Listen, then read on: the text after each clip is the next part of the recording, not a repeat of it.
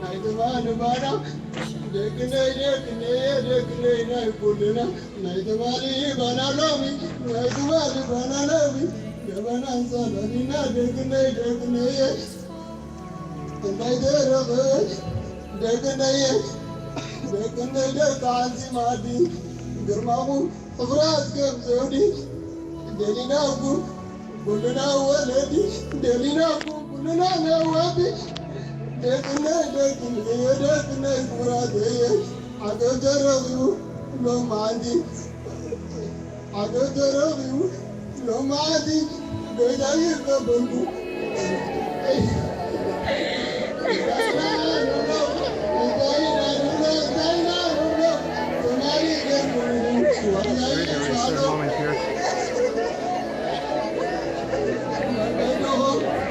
Thousands of people are here.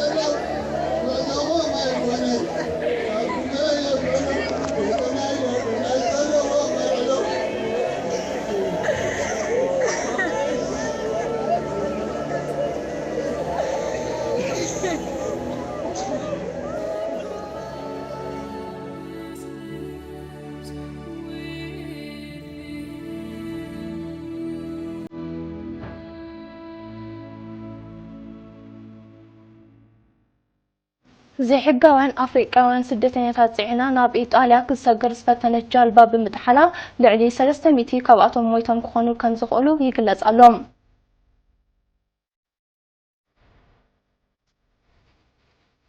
One of the reasons that many of the people leave is because of the indefinite military service for both men and for women, for the very harsh conditions and the fact that you can never leave.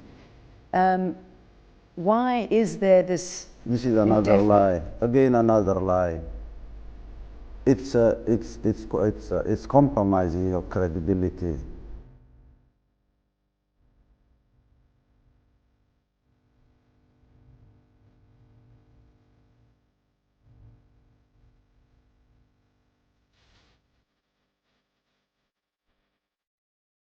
These survivors, now recounting their ordeal to family and friends, tell how a burning blanket used to attract help caused panic and led to the vessel turning over.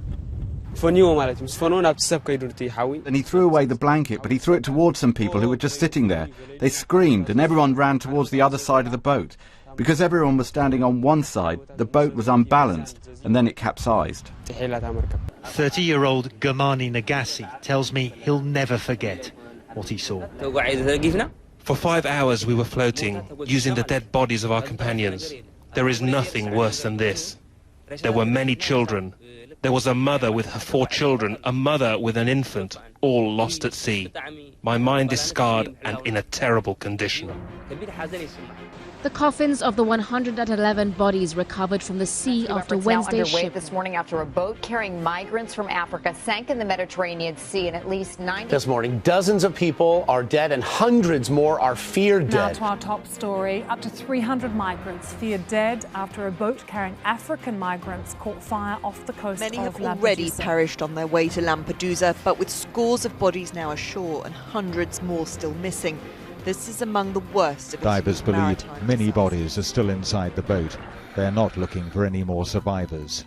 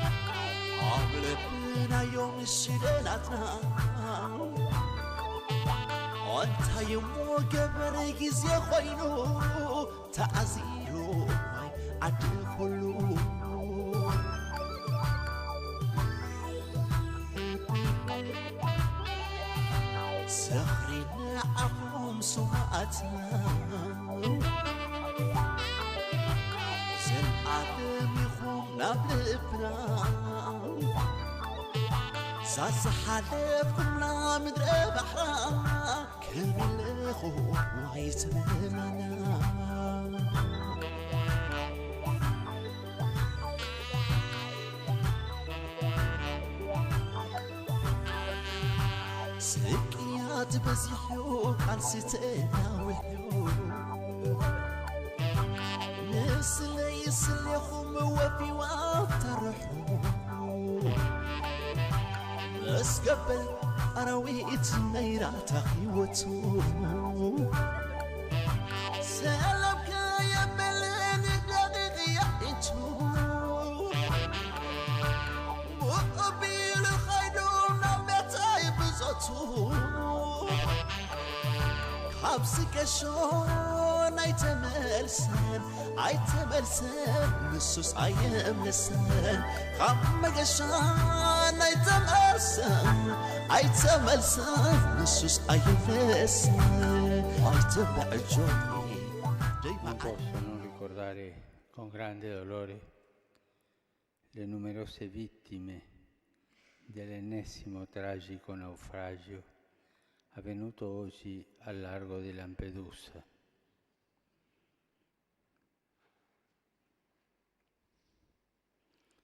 Mi viene la parola vergogna. È una vergogna. Preghiamo insieme Dio per chi ha perso la vita, uomini, donne, bambini, per i familiari e per tutti i profughi. Uniamo i nostri sforzi perché non si ripetano simili tragedie. Solo una decisa collaborazione di tutti può aiutare a prevenire.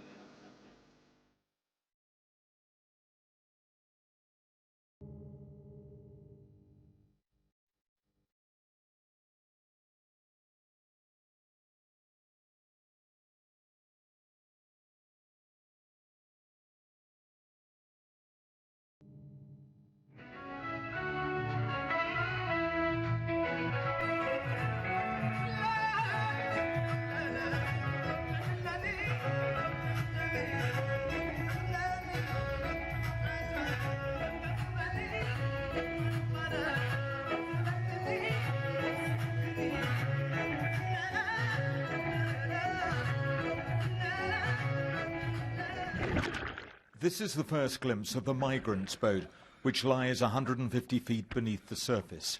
Divers believe many bodies are still inside. They are not looking for any more survivors. This was the moment yesterday when rescue boats arrived at the site where the boat with the migrants had capsized. At one point, Coast Guard crews were in the water trying to save people. It is feared that up to 300 people lost their lives in the Mediterranean's worst disaster involving migrants. During the rescue, one man warned of the large numbers still at risk. And how many people say in the boat? On about 480 or 500. We met today one of the survivors, 𝐒𝐄𝐓 from Eritrea.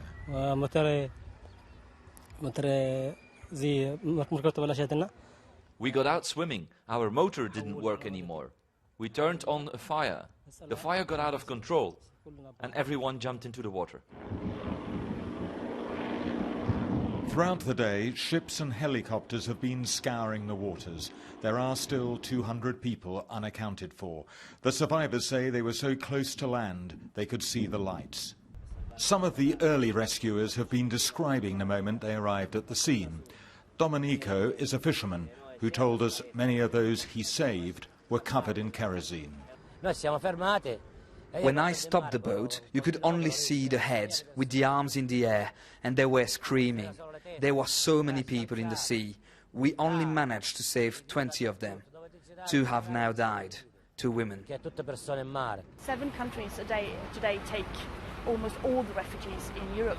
But we are setting in place a common European policy with common standards so that in a year or so all countries, all 28, would be ready capacity-wise to receive refugees.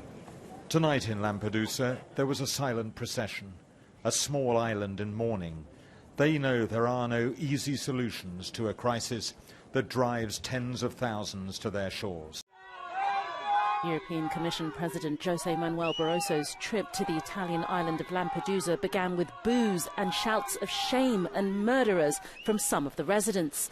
Barroso and Italian Prime Minister Enrico Letta made a short stop at the refugee centre before being shown a hangar with the bodies of some of the more than 270 people killed in last week's tragedy. That image of hundreds of coffins will never get out of my mind. Coffins of babies, coffins with a mother and a child that was born just at that moment. Immigration and asylum will be on the agenda at the next EU Council at the end of the month, and Letta is calling on all EU member states to find a solution. Italy will do everything it can, but it's a European tragedy which the EU needs to take on and tackle. Però non infamate le persone che hanno collaborato a salvare queste vite umane. Questa è la mia rabbia, è solo questa. Che adesso loro sono i bravi, sono quelli che hanno risolto il mondo, hanno salvato le vite. E noi siamo i coglioni che abbiamo messo a bordo 47 persone, che volevamo continuare a prendere queste persone e si sono rifiutati di trasbordare su una barca di una certa importanza. Io ero a filo d'acqua con la mia barca. Eravamo in 55 sulla mia barca, ne eravamo 2 persone. Si sono rifiutati perché il protocollo non lo permette. A un certo punto ho detto io vado in porto, no, lei di qua non si deve muovere, dobbiamo dargli noi l'autorizzazione ad andare in porto. Ho detto guardi che lei non ha capito niente, io vado in porto, faccio quello che vuole. Sono partito e sono venuto in porto a scaricare queste persone. Non so se vi rendete conto, vedere il mare che bolliva di persone umane, di gente che chiedeva aiuto, ma poi alla fine ci siamo accorti che ormai le persone ne mancavano poche a essere salvate. Se andavamo fuori non ci sarebbe stato più nessuno, li avevano tutti presi. Basta, questo è quanto. Working through the night, rescue workers and divers find more bodies.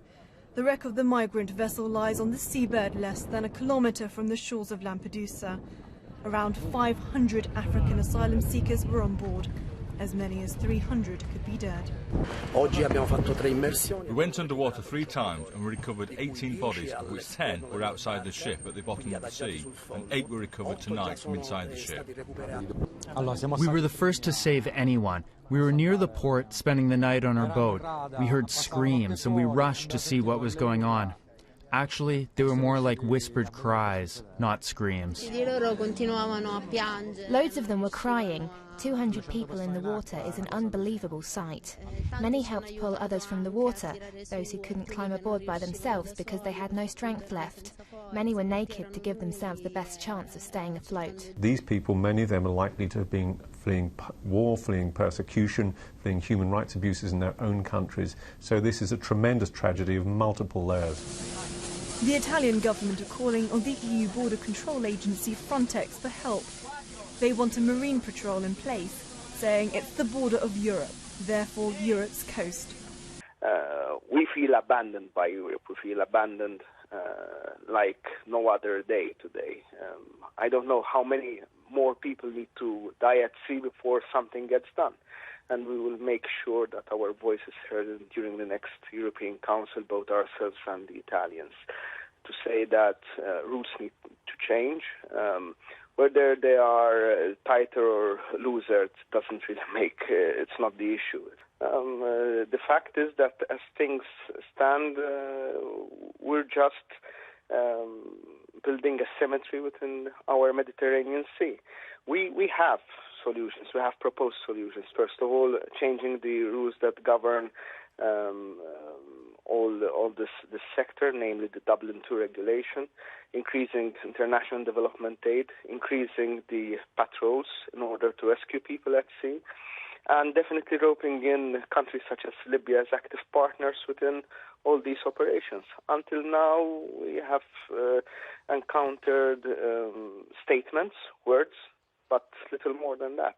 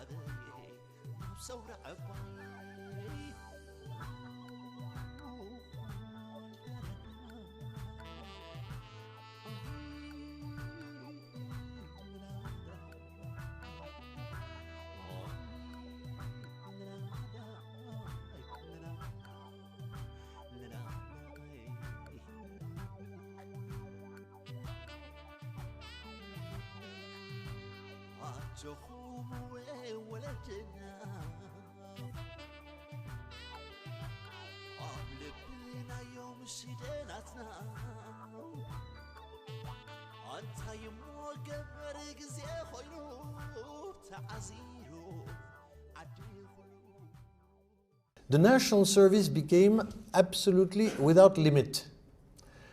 All males between the age of 18 and 50 and all females between the ages of 18 and 40 became subject to a new form of national service, which became a kind of open-ended form of slave labor. You could be 3, 4, 5 years. Some people who are still in it today have been in it since 2000, for the past 10 years. People work without pay. And they work without pay for the state. Now, people who try to escape have to think twice. Because not only do they run the risk of being arrested, but also if they are caught on the border, they're shot. The border guards just shoot anybody on sight. But then if the person manages to flee anyway, that person will see that the family will be pursued. The human rights situation in Eritrea is a matter of deep concern. Credible sources indicate that violations of human rights include arbitrary detention, torture, summary executions, forced labor, forced conscriptions, and restrictions to freedoms of movement, expression, assembly, and religion.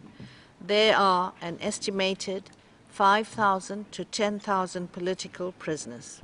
Human Rights Watch says you are turning this country into a giant prison and creating a human rights crisis. You can walk around and see for yourself if that is true. Again, it's a lie. Who do you consider your friends? Where do you mean? In the world? The whole world. The whole world.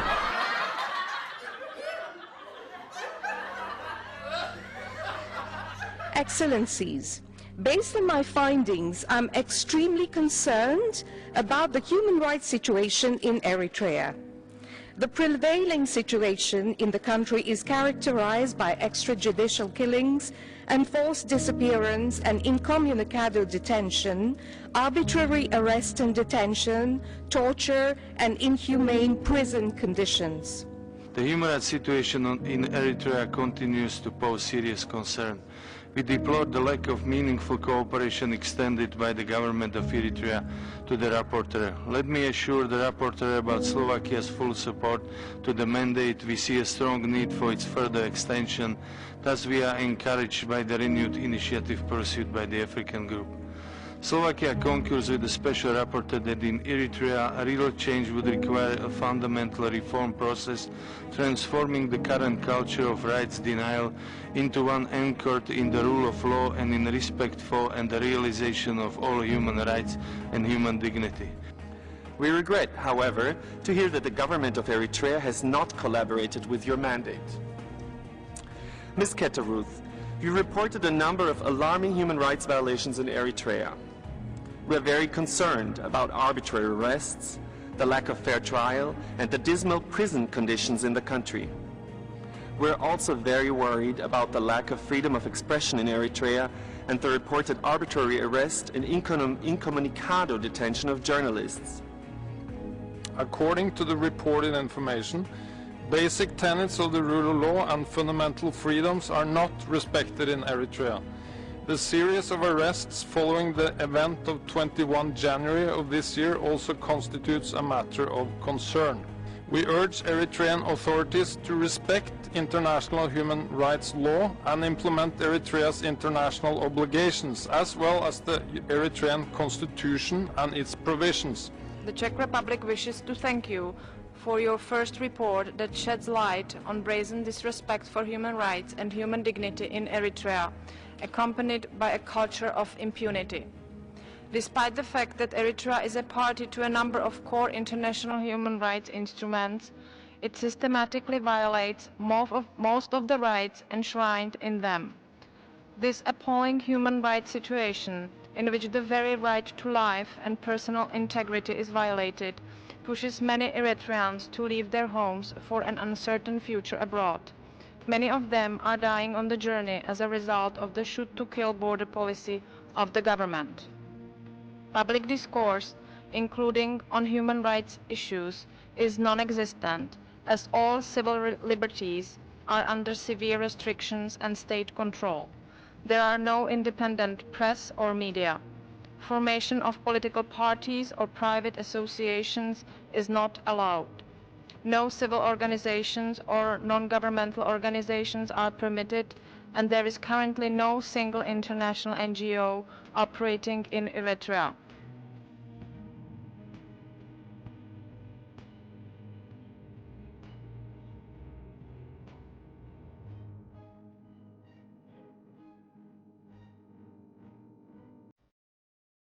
Injustices are intolerable. No human being, no community, no nation will bow to injustices. They may be intimidated for some time, they may be manipulated for one reason or another, but ultimately it doesn't work. These are explosions, these are uprisings we see happening.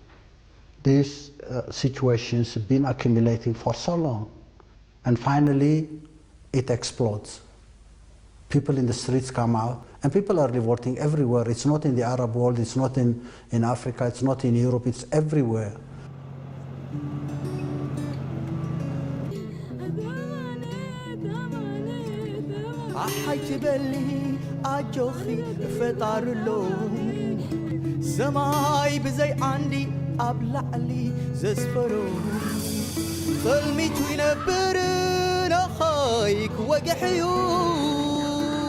أحيت بلي تسفخي أي تقرأ يوم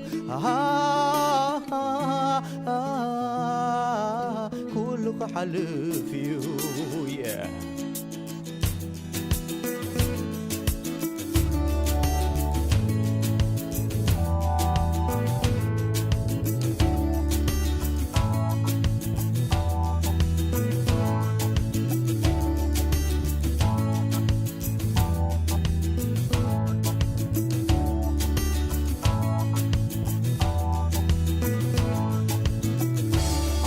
تبلي أجوخي فتار له سماي بزي عندي أبلعلي زسفرو سلمي توينبرنا خايك وقحيو أحي تبلي أجوخي فتار له كندي حسوم مقرت زي وحدو كندي شقر كزي زي لوطو تفتوى عن بابا أخاي شق لو أحي تبلي أجوخي فتار له عقلخي تسببي امنت كتريريو كزي انتنا وحي رحوة متاعيو عقلخي تطببي امنت كتريريا جزين تنوحي رحوة متعيو كله حلفيو هو حلفايو هي كله حلفايو